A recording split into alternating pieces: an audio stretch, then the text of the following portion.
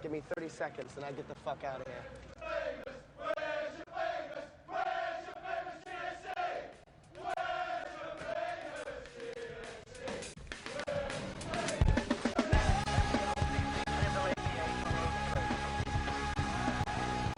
Hello there, people of YouTube, and welcome back to the Spikehead podcast for what will be the first of a few different retro reviews thanks to the ongoing incidents in the world.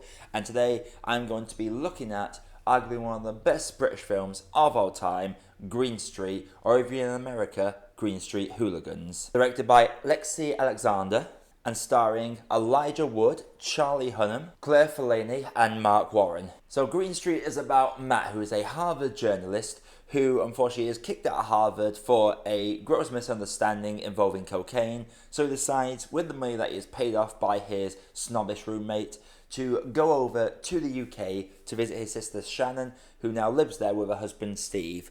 Unfortunately, he does show up at a poor time as Steve has a romantic night planned for his sister. So, to get him out of the way, he sends Matt with his brother Pete, who, unbeknownst to Matt, is the leader of a football firm called the Green Street Elite for West Ham United. And he ends up getting involved with the firm, and as you probably know about firms, lots of fighting, basically gang warfare, but football fans. And that is the overriding plot of the narrative. Now, this film is one of the best films in Britain. It is definitely an underrated gem that no one really talks about. And yeah, it is one of those films that is a bit touchy because obviously it shows the ugly side of football. These days, as far as I'm aware, firm warfare isn't as prevalent as it was back then. With the rise of the internet and Snapchat and everyone having a camera on their phones, it's become very hard to do this all in secret. So as far as I'm aware, firm activity has dropped down considerably in the last 5-6 years. I think the last big dramatic one was Millwall West Ham back in 2011-2012, something along those lines. That took off really badly. But other than that, firm warfare isn't really a huge thing as far as I'm aware, but I am probably woefully ignorant of this. So do let me know in the comments if I am woefully ignorant of that. But anyway, we're going to start with the actual film Green Street. This film, for one, really captures the football banter. Outside of the violence, the amount of absolute garbage that people would talk about to each other in the pub over a few pints really nails the British banter, especially amongst the lads. A lot of vulgar language is used in this, a lot of F-bombs. There is some homophobic slurs used in this as well, which might deter a few people off because they throw away the G word several times in this film, and that could deter some people. But for the time period this is set in and just the general attitude of the people that work in this area, it just made sense in the long run. I do like how it also shows that we see these thugs as just mindless folks that aren't going nowhere, but all of them have decent jobs. There's people that work in garages, there's a pilot who is part of the firm. They are all working these respectable jobs. The top boy, for example, he is the PE and history teacher at a school, as Elijah Wood's character finds out later on down in the film. And for a film all about Green Street and violence, it doesn't really have that many scenes. There's only 3 key scenes I can think of. The original one against Birmingham, the Manchester United one, and a fight towards the end of the film that I will get to shortly. And performance-wise, Elijah Wood is out of his depth in this film, but he somehow manages to swim rather than sink. He played Frollo Baggins literally a couple of years before this role came out for him. And he's just this babyface, adorable dude. You wouldn't think of him as being a thug, but he manages to do this role incredibly well, jumping from this shy, quiet boy, and you see him develop throughout the film, into this hard-as-nails, tough guy who is rebellious, and it's just fun seeing him interact with all these British actors. Charlie Hunnam, I didn't even know was in this film. I've watched this film so many times, but I've never paid attention to who was actually playing Pete. I was more concerned with who was playing Steve, for the fact that he played out in that one Doctor Who episode, and it was also Albert Blythe in Band of Brothers. But Charlie Hunnam shows what he is capable of. This is quite early Charlie Hunnam. These days we know Charlie Hunnam now, mainly for The Gentleman and how well he performed in King Arthur. But back then, it's almost unrecognisable as a skinhead, top boy, effing and jeffing left and right. But he shows the charisma that he is capable of way back down the line. And the dynamic between him and Elijah Wood is what makes this film. They have a great bond coming together. Bother is an interesting Spider-Man in the works. He is a very inconsistent character for me.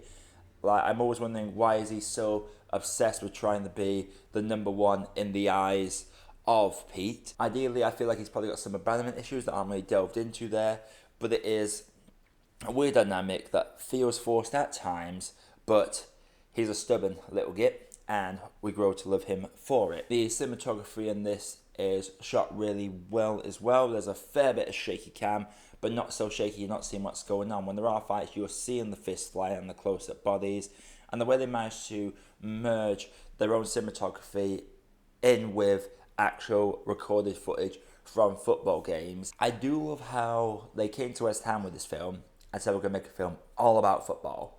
And West Ham were like, yep, go ahead.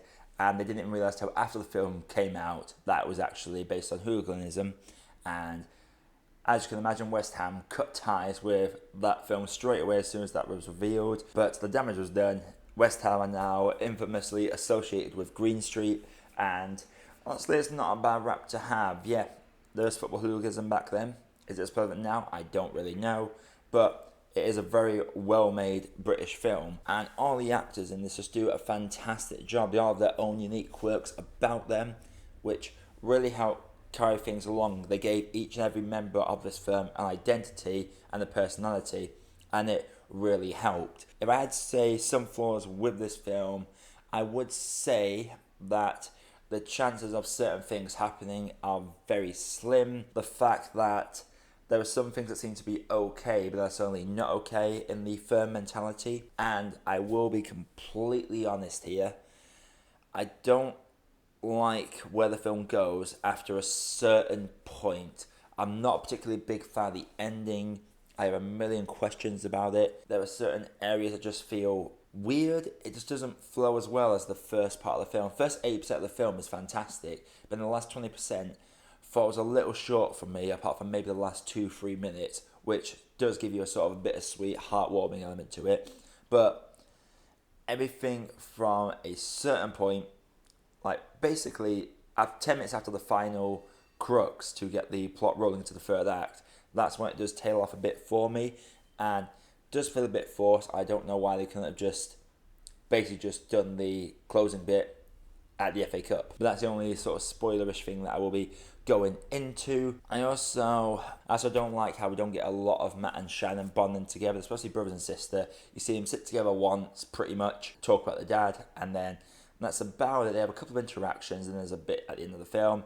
But other than that, Shannon is a very underdeveloped character for this, and it's a bit of a letdown for me. And it's interesting that it's a female director that directed this, but still managed to underdevelop the main female lead in this film. But for what it was, I saw why should it have that much of a role, even though it was a bit frustrating. We could have had a couple more scenes of them just getting to know each other and just forming that brother-sister bond. Aside from all the montages, there's not a whole lot of development with the whole squad. Outside of Matt and Pete, the rest of the development between characters is very minimal. Could have done a lot more with the head boy of the Millwall firm, because I felt like there was more depth to him there, rather than just psychopath. I mean, yeah, I know Millwall fans are known for being crazy. Hell, I remember I got on a coach to London. I lived round the corner from the Sheffield United Stadium. I'm walking past these massive barriers up. I'm on the coach, I've seen this army of police. I'm like, who the hell is in town today? Checks my Sky Sports app. Oh, look, it's Millwall. So I was like, yeah, that makes sense. But at the same time, the fact they tried to give more personality and humanise a lot of the West Ham firm, there was very little effort done to make any of the Millwall fans potentially recognisable. So when the certain thing happens at the very end, it does feel very out of character for them. But overall, Green Street, I will only be calling it Green Street because Green Street Hooligans really downplays how good this film is. It is really well shot. I'm not giving a shout out to the soundtrack. There are some really good songs in this. There's obviously I Want to Be Adored by the Stone Roses, used expertly, and it's so well known for this film for the fact that it is constantly in the comments section of a Stone Roses video, there'll be someone making a Green Street reference. There is also this rock song that happens during the Man United game. You probably saw at the start of the video. That was a very well executed scene. And even just having the down with the sticks drum beat at the start, that was a very early 2000s trope. That's probably the only time when the age of this film really feels like early 2000s, purely because they used Down for the Sickness for the first fight. Green Street for me is it one of the best films ever made? No. Is it one of the best British films ever made? Yes.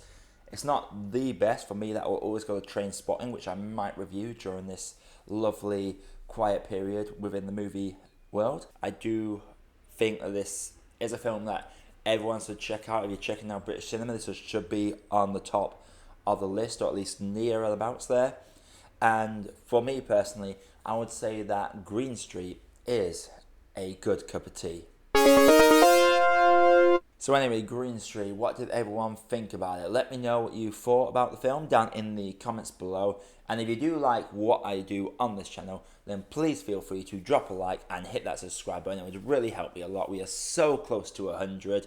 I have also got a SoundCloud account for my podcasts that I've just set up. So feel free to go follow that as well. And coming up on this channel, I'll be looking into Wonder Woman, which was voted for by my followers on Twitter. If you want to be involved in votes, go over there. But until next time, guys, this is That Spike Hair Podcast, signing off. Hey, thank you for watching, and thank you for making it to the end of the video. While you are here, if you haven't done it yet, please feel free to drop a like and consider hitting that subscribe button for more reviews coming all the time. And also, while you are here, there are some other videos over there that you might want to sink your teeth into. Have a good day, guys, and do enjoy.